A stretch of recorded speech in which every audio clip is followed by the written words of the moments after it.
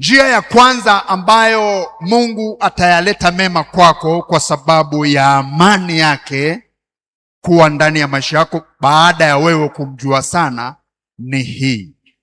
Njia ya kwanza ambayo Mungu anatumia kukuletea mema ni hii.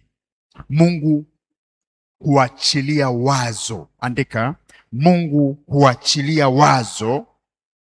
Mungu huachilia wazo jipya ndani mwako.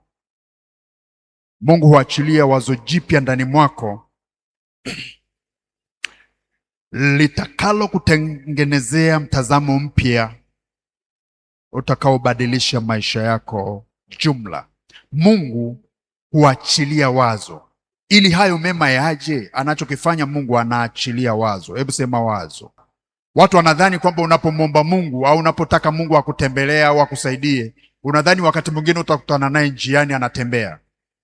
Lakini mara nyingi sana unapita pagumu unakopita, lakini Mungu anahitaji upate utulivu, upate amani, kwa sababu kinachomvuta Mungu kuja kwenye maisha yako ni ile amani. Kwa nini? Utulivu ukishakuwa nao, Mungu akidondosha wazo ndani yako, utajua Mungu anasema na wewe. Kwa nini? Kwa sababu moyo wako una nini? Una utulivu. Hebu sema utulivu. Ndio maana anasema kwamba mjue sana Mungu ili una amani, ndivyo mema yatakavyokujia. Kwa maana yake ile amani ina maana sana kwenye kuleta mema. Ukishakuwa na utulivu wa ndani, Mungu akikusemesha utajua Mungu amenisemesha. Naongea na mtu. Bwana asifiwe. Bwana asifiwe. Bwana asifiwe. Mungu anaachilia wazo ndani yako.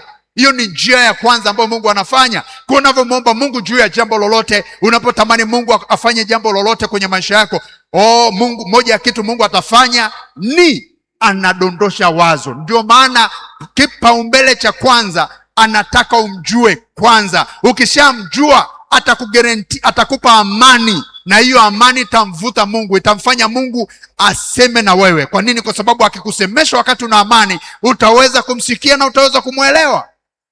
Lakini kama hauna amani ya Kristo, na kuambia ndani yako unasikia vurugu, una paniki, tatizo moja tu linakufanya unatafuta kamba, unataka kujiua, unaona kama mwisho umefika, unaona sasa mimi sifai tena, mimi sina maana tena, sifai kuishi tena, afadhali nife tu, afadhali nife tu. Huoni maana ya kuishi tena. Kwa nini? Kwa sababu huku ndani kumevurugika, huku moyo wako umekuwa kama bahari iliyochafuka, umevurugika, hauna utulivu. Mungu hawezi kukusemesha, kwa sababu hata akikusemesha hauwezi kumwelewa, kwa sababu umepaniki, akili yako haina utulivu. Na ndio maana anatafuta amani kwanza.